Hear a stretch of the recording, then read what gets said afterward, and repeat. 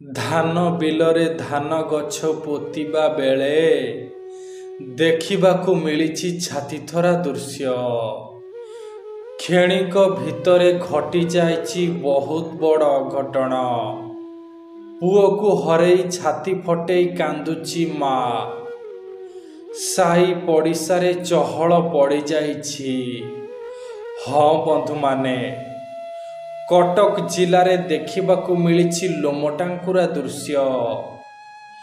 आपण जदि महाप्रभु जगन्नाथଙ୍କୁ भक्ति करती, प्रभु जगन्नाथଙ୍କୁ आराध्य बोली मानती, तेबे दयाकरी भिडियोटी को एक लाइक करी कमेंट बॉक्स रे जय जगन्नाथ लिखि दियंतु। कटक जिला नरसिंहपुर ब्लॉक अंतर्गत एक छोटिया ग्राम रे बास करती बुलू प्रधान, जी कि जड़े दिन मजूरिया। आउ तांकर परिवार कहिले विधवा माँ सह 3 भौणी। बाप चली जिबा परे घरर सबु दायित्व पुओ बुलू मुंड को आसी जाइथिला। आउ बुलू भी एते पाठशाठ पढ़ी नथिला। घरर एपरी अभाव अनाटन को देखी अन्य साथी मानक सह सांग होई बुलू बाहरी पड़िथिला पुरी जिला को काम करिबाको। एई वर्षा दिन रे गोड़ी गुळेइबा काम न मिलिबारु धान रुहा काम करिबा पई चाली आसीथिला बुलू। बुलू घरु सिना बाहरी आसिला, हेले घरे थिबा विधवा माटीर भारी मन दुख हुए। सेथिपाई तांको माँ सबुबले महाप्रभु जगन्नाथ को गुहारी करी कहती, हे कालिया रे, मो पुओ आजिठू तते लागिला। पिलाटी प्रथम थर पाई बाहर को काम करिबा को जाउछि, तेणु ता उपरे टिकिए नजर रखिथिबो प्रभु, टिकिए देखारेखा करुथिबो, आउ ताकू सबु विपत्तिरु रक्षा करुथिबो ठाकुरे, सबु विपत्तिरु ताकू रक्षा करुथिबो। सेपाटे एमिति माटी सबुबले आखिरु लुह झरेई महाप्रभु को कानी पतेई पुअर भिक्षा मागती कि तार जेमिति किछि असुविधा न हेउ। एपाटे बुलू ता सांग मानक सहित बिलरे धान रुहा काम करिबारे लागि थाए। आउ दिन को 2 पैसा भल रोजगार मध्य करुथाए। दिन सारा काम करी राति रे थरुटिए माँ पाखको फोन कर दिए बुलू। एमिति किछि दिन भलरे बुलूर कटिगला। किंतु गत 1 मास तले बुलू सहित घटी जाइछि बहुत बड़ अघटन। से कथा एबे भाबिला बेलकू लोम टांकुरी उठुछि। हाँ बंधु माने, दिनकर कथा सबुदिन परी बुलू ता सांग मानक सहित धान रुहिबाकू बिलकू जाइथिला। आउ धान मध्य रुहुथिला। हठात सेई समय रे जोर रे बिजुली सांग को प्रबल वर्षा बरसिबाकू लागिला। आकाश पूरा मेघाच्छन्न होई गला। लगाण वर्षा को देखी समस्ते धान बिलरू घर को चली गले।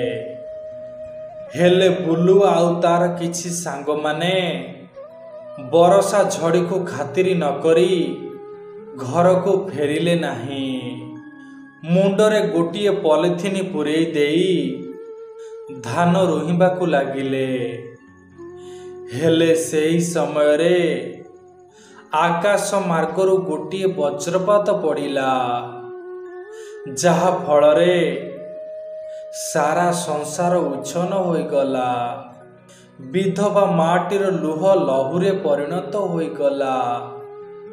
जेतबळे लोक माने बिलकू जाई देखिले बुलू समेत 3 जण व्यक्ति अचेत होई पड़िछंती।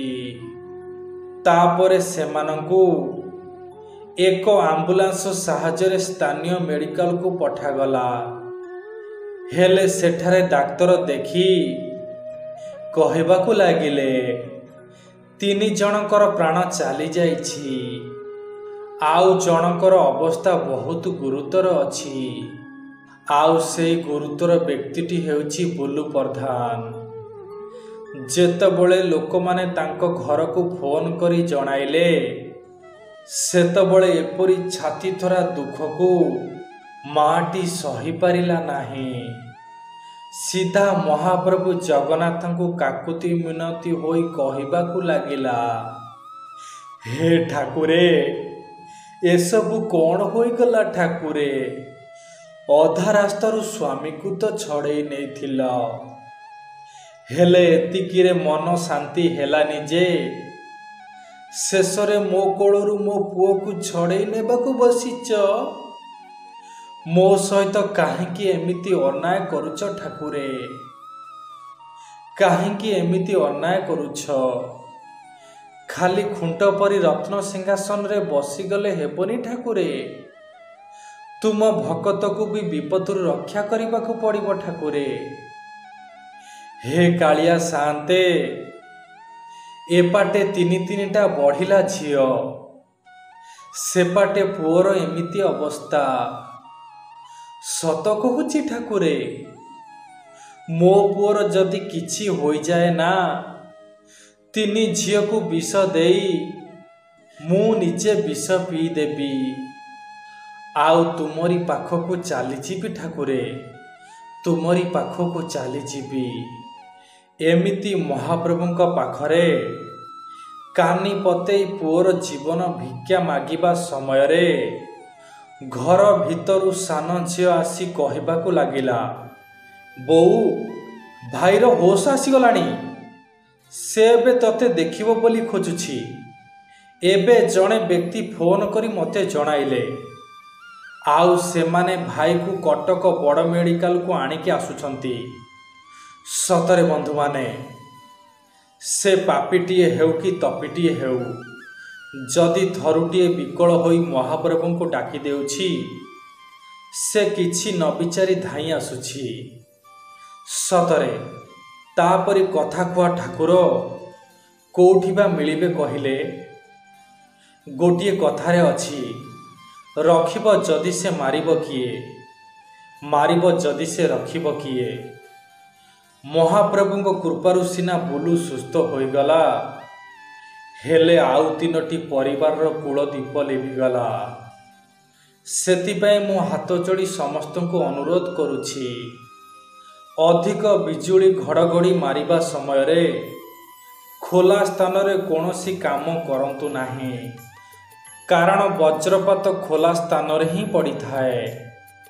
ହଁ ବନ୍ଧୁମାନେ, ଆଶା କରୁଛି ଏହି ସୁନ୍ଦର ସତ ଘଟଣାଟିରୁ ଆପଣ ନିଶ୍ଚିନ୍ତ କିଛି ନା କିଛି ଶିଖିଥିବେ, ଆଉ ମହାପ୍ରଭୁଙ୍କ ଚମତ୍କାରକୁ ହୃଦୟରୁ ଅନୁଭବ କରିପାରିଥିବେ।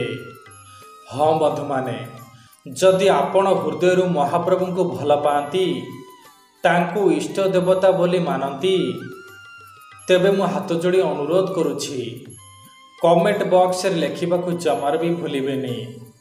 ଜୟ ଜଗନ୍ନାଥ, ଜୟ ଜଗନ୍ନାଥ, ଜୟ ଜୟ ଜଗନ୍ନାଥ।